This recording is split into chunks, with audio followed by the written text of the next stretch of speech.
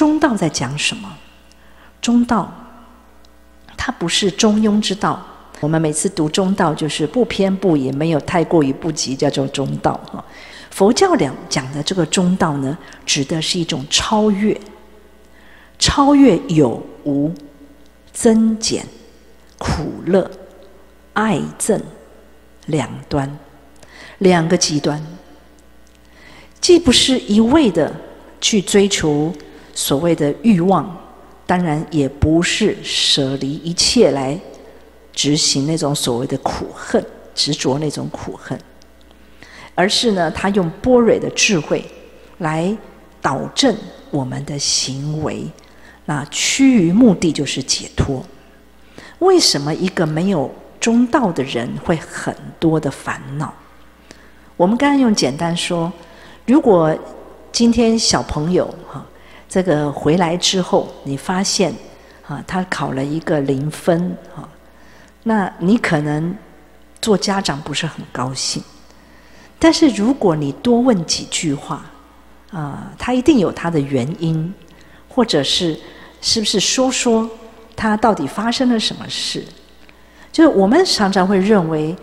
当我们看到0分不及格的时候，会停留在我们概念里头的那个认知，认为他不努力他懈怠，他懒惰，他等等等等负面。但你很难，如果你透过有效的、适当的去理解、去听，你就发现原来那天他刚好肚子痛可能这个去上个洗手间后来怎么了？他一定有某一些特殊因素。那我讲这个中道呢，就是为什么他会趋于解脱之道？因为当你陷在自己的想法里头，我们很容易烦恼，我们会觉得他跟我们不一样，或我们认为他没有得到我们期待的那个期许，我们会烦恼。那他因为我们给他指责，他也会烦恼，因为他觉得你不了解他。那彼此都在彼此不了解当中。人与人之间能够彼此理解，包括父子，是不容易的。我记得有一次，那时候已经是深夜1点多了，我被一对父子喝醉酒的父子他们的声音很大声，所以我就被惊醒了吵醒了。这个爸爸就一直跟儿子说儿子先跟爸爸说：“阿爸，你听我讲。”然后呢，那个爸爸就说：“不，你要听我讲。”两个人为了你听我讲，我听你讲，规暗我差不多听因两个讲来讲去，我还没听到内容，但是那种急需对方理解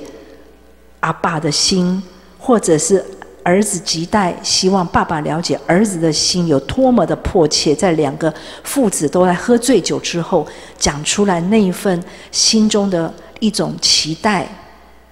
你其实听在心，我们听进去，我就觉得哎呀，这对父子多么的盼望彼此被了解。那我们现在就讲回中道，为什么中道对我们修行是一种解脱的一种方法，一种解脱烦恼的一种方法？我们刚才说它是一种超越有无、增减、苦乐、爱憎，就是两种极端，它是超越。所谓超越是什么概念？是在一个高度看到两边，看到两边。中庸之道是左边右边我取中间，可是呢，中道是我知道善如果是这一边，恶如果是这一边，我用一个高度，我可以看到恶他之所以今天去做这样的事情，可能他为了因为他可能去偷面包，你怎么去偷人家面包呢？因为他可能想要把面包带回去给他家里生病的阿嬷。你并不知道他做这个行为的错误，可能背后可能有的原因。那一个高度超越这意思是知道去看到他做这个行为背后的原因，或者是他之所以为善，他背后督促着他去做这件事情，他背后的原因。那知道他背后的原因，或是理解他，是在一个高度。因为你跟他在一起，你可能很难，你可能很容易就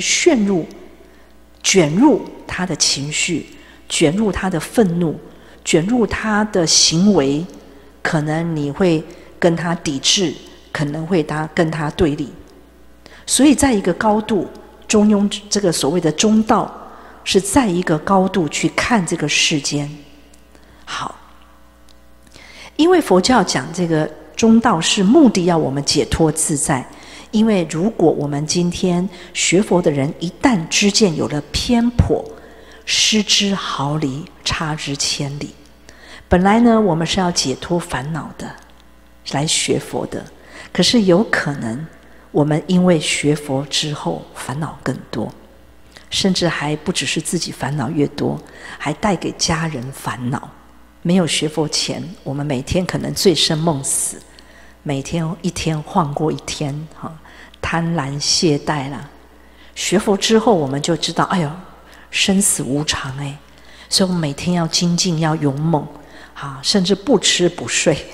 然后呢，就开始看不惯别人，你都在浪费时间，你怎么天天在晃日子，然后看别人都不顺眼？有没有这样的人？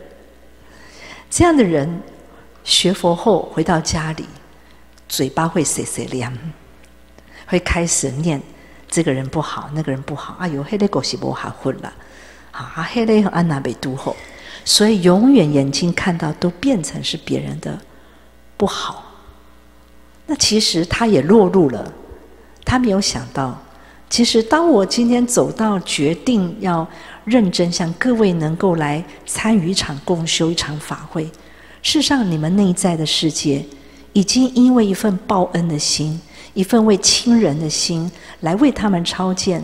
或者为自己希望能够来充个电，你们内在有转化的，你们是有转化的。可是对于还没有之前的我们，你如果叫他平常来到场，他说去他冲啥，我看电视，我被休困，他有100个理由没事跑去道场干嘛。所以有的时候人要等待一点因缘，确实是不太容易。我们能做的是给他一点因缘，让他感觉到人生似乎是应该停下脚步，来为自己做一个沉淀，也是应该停下脚步来为我的亲人做一点回向，一种报恩。当他到了那个因缘的时候，他可以理解你说的；当他还没有到那个因缘的时候，他不知道你在说什么，甚至你给他的指责，他会觉得听起来很刺耳，会觉得你去学佛之后好像都在数落我，甚至都在批评我。这样子有拉远，拉个更远跟家人之间的关系。所以这是因为我们回过来看，我们是不是不太符合中道？有的时候会执着自己的修行带给别人烦恼。当然中道还有个意涵，刚才说要超越两边，超越是因为中道不是非左即右而讲中间，刚才说不是，那叫中庸之道，而是在一个高度，刚才说看两边之所以有两边的原因。我们举个例子，如果2个人吵架，好了，我们常常在家里最容易发生，兄弟小朋友有没有就吵起来了。那吵起来吵得不，小孩子语言能力没有那么好，他就直接打他一拳，就2个扭在一起就打成一团，有没有？然后妈妈那时候就会开始说，来，你们怎么可以打架？然后弟弟就会可能说哥哥先打我，或是哥哥说弟弟先打我，那妈妈就会很生气，说你怎么要去打他？或者怪弟弟，或者怪哥哥，对不对？那我们就会陷入在他们的吵架里头。其实各吵各的，因为他抢了我的玩具，或者他把他玩具不还给我，他也有他的理由。所以当这个过程不断的在发生，或是每天不断的上演，从小演到大，就是有一天可能父母亲年老了，分家了，有的时候不胜唏嘘，为什么你分到那个，我分到这个？为什么你多一点，我少一点？常常都是在这里头，所以各有各的道理。看清楚两人各自的原因跟立场，你要了解他们有各自，你理解他们，理解他，理解他。所以你在这个当中，你也许可以透过问话，弟弟没有拿走哥哥的玩具，哥哥就不会打你，哥哥是不是这样子？对，好，让他说。同样的，如果你没有打他，他也不会回答你，也不会打回去给你。所以看起来我们是不是要重新调整改变一下？以后可不可以，你如果去拿他的东西，他很生气，他就忍不住打了你。所以我们要不要想一想，以后怎么不要被打？就最主要是你先占了他的东西。也许在这样的说明当中，让他去理解，为了避免让你知道，我必须让你知道，你这件事情的决定，你最后得到了结果，因跟果都是自己要去受的。就好像我曾经举过，有一个很小的女孩子去鞋店买鞋子，她的脚丫子可能只有8号，可是呢，她偏偏跟妈咪说我要10号的鞋，我要那个大的。这个妈妈呢就反复问了她3次，你确定要买这一双大的吗？孩子说对。再问一遍，你回去不能穿，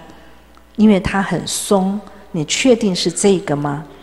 这是我在国外看到的一个很有趣的个案。这个妈妈再问第2遍，她孩子还是说我要这个，我就要这个，因为这孩子很有个性。好了，妈妈问了3遍之后，好，我就把这一双大的带回去。好了，带回去肯定你们知道，孩子穿起来就是不能穿嘛。后来那个妈妈来的时候，我就跟她说，那个孩子回去，你这个女儿回去之后不能穿，可以拿来换，我可以帮她换啊。她说 no， 不给她换，我把她的鞋子吊在墙壁上，要让孩子知道这是你的选择，你的错误的选择得到的惩罚就是你这个鞋子只能挂在墙壁看而已，等到你脚丫子长大以后才能穿这一双。其实那个妈妈在教会他要负责任，因跟果都是自己要去承担。当我们透过对话让他知道这个因你而起，那你必须要知道因你而起的因接受的果也是你自己，那你必须对自己所做的因负责。所以某个程度上，我们并没有落在谁对跟谁错。这个世间上，就是你今天学佛的目的，其实也不是想要得到一个什么，而是让我们更理解人生，更理解生命的究竟，更能够让自己不陷入烦恼，不一直纠结在那个烦恼的漩涡里头。其实某个程度上，每一个人经过了理解人生，理解认识了自己，其实更能够豁达。这个豁达的生命观的态度观点，其实是回过来自己的身上，然后去看每一件事情是更宽阔的。否则我们很容易嫉恶如仇，很容易人云亦云，很容易陷入别人的是非对错里面。就好比我们现在我跟你们之间，我画一个6，你们那边的角度看到的是9。所谓的中道，绝对不会是你说9对，我说6对，到底谁对谁错？你会发现到各有各的立场。中道就是我知道他看的为什么是9，我也知道他为什么看的是6。中道是理解，不落入两边，理解每一个人他的视角看到的世界。那时候的我们会更宽阔地理解一个人的立场，去原谅，去宽容这个世间很多的你会觉得怎么会这样做呢？可是你会因为你看到他的角度，当然你们就说这个人太贪了嘛，你看到这样的行为就是不对的嘛。当然你适当的也许让他知道，你这样看，你这样做，当然最后如果你用这样的方式去做一件可能会带来给别人的伤害，别忘了这个反作用力也会回到你的身上。如果你愿意，你要承受，当然那未来是你自己必须要去面对的痛苦。所以善有善的原因，恶有恶的原因，背后的因缘我们不会因为厌恶一个行恶的人，就是做坏事的人，我们不会厌恶他。因为有的时候就像是关在这个监狱的这些受刑人，在菩萨里面的角度看说，当然我们一般的人会说他们很坏啊什么的啊，吸毒啊。现在你们知道在美国有一种很人道的做法，但是我觉得我是保留，就是说对于那些吸毒的人，好是打针，有没有打那个大麻吸大麻哦，或者是他们呢毒瘾发作的时候，其实是要去买毒嘛，他才会，要不然痛苦不堪嘛。那他就他可能没有钱啊，他就去抢。因为他赶快抢到钱，他要去买毒品，就是形成一个非常严重的恶性循环。那这种人生其实，当然他就一直往下走嘛。那你说你怎么不戒毒呢？但戒毒的过程也是很辛苦，他要很大的决心。就像我们协会长，他过去他说他经过戒毒的过程，他说那种冷到在冬天，可是他跳到冰块里头去，都还觉得像火在烧。但他也熬过了，他能够戒毒成功，他那个内在有很强而有力的那种坚定的心，他要戒毒，但戒毒也有透过禅修，像过去做法务部长的时候，他就跟佛光山合作，在台南的这个戒毒所，然后用我们的法师就在里面带着这些戒毒的人，让他透过禅修，然后让他们懂得佛法，去慢慢的调伏自己的心哦。所以那时候回笼率就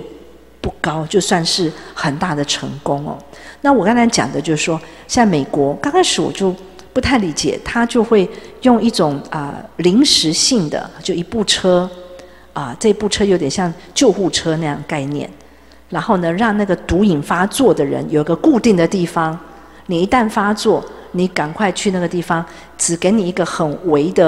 微少的剂量，让你度过那个很痛苦的那个毒瘾的发作。当然，他是站在一个比较相对的人道的过程去看了。所以有的时候你为什么要吸毒呢？他可能是过去你如果不去听他为什么。好，他也许是为什么有的人他压力过大，也许是一个原因，或者他被人家喂养，他并不知道。那所以，当我们看到一个看起来这是在社会行为上是不对的这件事情，我们可以多一点的时间，多一点的机会去问。所以，一个有中道的一种角度思维的人，他就不会去厌恶一个不当行为的人，他不会说厌恶。是为什么菩萨可以大慈大悲？因为他看到的面相不会仅止于我们个人的一种价值观，他会有多角度的价值观去看一个人的行为。所以这个意味着为什么透过对话，为什么要谈话，他会谈出我们很多想不到的一些观点。也因此我们可以去创造，如果今天我知道他做这件事情的恶的原因，那也许透过我们在谈话当中去让他看到他自己这样的观念会带给他更多的痛苦，让他自己决定改变。那我们是不是就在启动一个改变他的因缘的那个转换的力量？所以并不是抱着讨厌他来教训他，而是去理解他，站在他的角度去看待他所面对的人生的功课。我觉得菩萨往往是用一个这样的角度去看每一个人，也因此他不会厌恶恶人，他相反的是会去理解每一个人，每一个人，那反而会创造因缘去帮助众生能够转恶为善，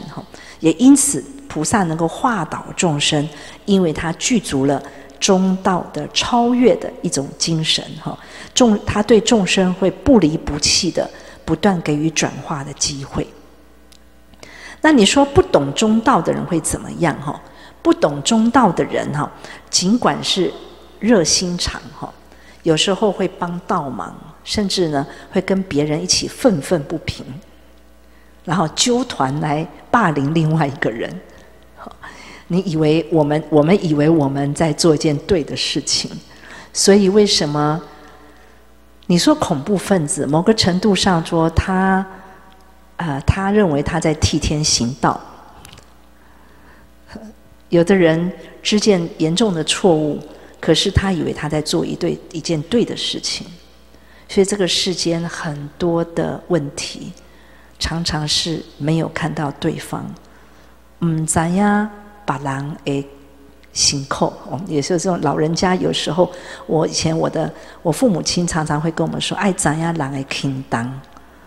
我觉得这种教育很珍贵。我知道旁人，我知道我理解。现在孩子是一个密世代，密就以我为中心的世代，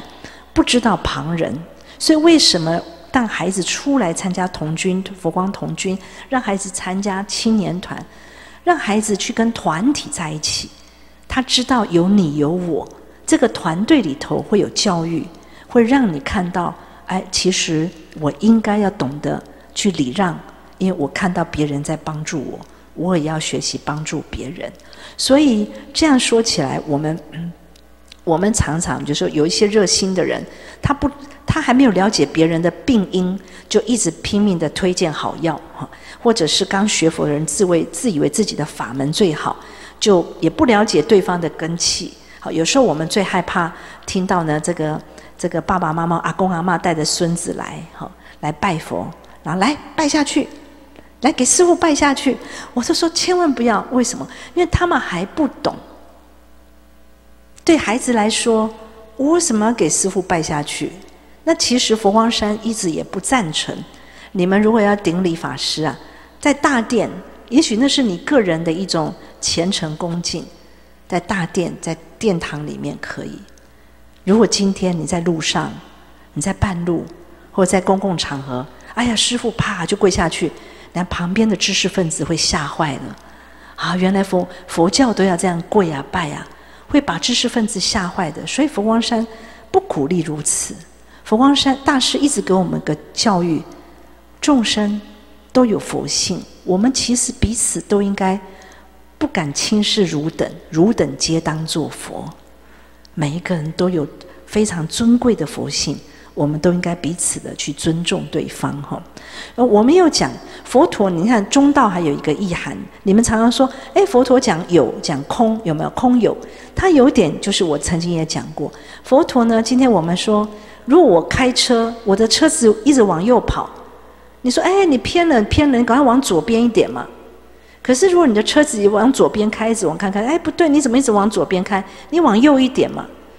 你这边跟这边人说叫他左一点，跟那边人说叫他往右一点，其实不过就是通往一个成佛之道好了。只是我们偏颇了，知见偏颇了，偏到哪里？偏的落于玩空，就是现在世间都没啦这世间都是梦幻泡影所以那种面去这灵性安内就感觉就好像很渺茫，很不积极，很消极的态度。好，反正就等着死亡，反正生命都没有，到最后反正化为乌有，他没有办法让他人生精彩起来。但是另外一边呢，又落于呢这个贪生最深梦是天天贪的荣华富贵。人家跟他讲，哎呀，这个荣华富贵三金梦你就要让这个执着有的人，让他知道这个有是暂时有，然后你要让那个玩空的人啊，就是落入那种空的执着的人，跟他讲空能够生妙有，空不是空空如也，不是的。如果你这个空才能够展现你多元的创造力，你有更多的可能，无限的可能。所以这些都是佛陀在讲，看似讲空讲有，事实上他在讲中道，都为了要提醒众生不要落入了两边。好，其实这个都是，所以我今天讲中道的，好，提供3个重点。第一个，中道是超越空有善恶两边的极端，哈，以客观来了解这个真相的全貌，就透过谈话。我们常常读书会谈，你看到了什么？最近我们有3好微电影，我们在3好微电影里面线上进行读书会讨论。你看到了什么？同样一个影片，你看到可能触动到你的童年，可能他看到了，可能触动到他自己某一种观念，他都有可能不同的角度，所以我们只能更客观的认识这个世间。所以中道是帮助我们更宽阔的，不要偏见，不要极端，而是能够更全貌的去洞察两边，而不执着两边。第二个，有了中道，我们会更宽阔的视野去接纳不同的意见。为什么我们要办论坛？我们常常一场论坛，你说我说他说，为了让我们更多元的角度去发现或听到我的盲点，去看到我没看到的面向。这是一个成熟的人应该要有的一种人格吧，一种好的习惯哈。所以我们可以接纳不同的意见，看待众生的角度，也会以对方的立场去理解他人的需要。我觉得懂中道的人是这样。第3个，佛法84000种法门，只要能治众生的病，就是好的药。不了解中道的人而坚持己见，往往使自己没有办法解脱，甚至也造成他人的烦恼。所以我想今天供养这个中道，无非是希望各位，我讲回来就希望各位，我们在学习上为什么要透过阅读？因为阅读每一个作者啊，为什么星云大师有人物这个人间万事迷雾之间，星云大师有在谈生命的各种的看法。佛教怎么看待吃素？佛教怎么去看待妇女的问题？佛教怎么看待亲子的教育？大师谈了很多，你们在全集里面或者图书馆，你们都可以去借。从现在起，我们可以让自己养成一个好的习惯，有道之书尽读，就是有个有道，有能够帮助我生命提升的这种经典，我要不断的去阅读它，因为它会帮助我。这些圣者，这些圣贤，他们看到的高度，绝对不会是我们这种平面看到的，他们看到的不一样。好，我很喜欢听苏东坡，他几次被下放，那种自在，当然刚开始那种苦，但是他后来很放旷，那种胸襟，那种豁达。一个人真正的自在，不是外在环境给我们什么，而是我内在打开了那个世界。一旦我打开了那个世界，别人怎么看我已经不重要了。以上今天的供养，祝福大家，阿弥陀佛。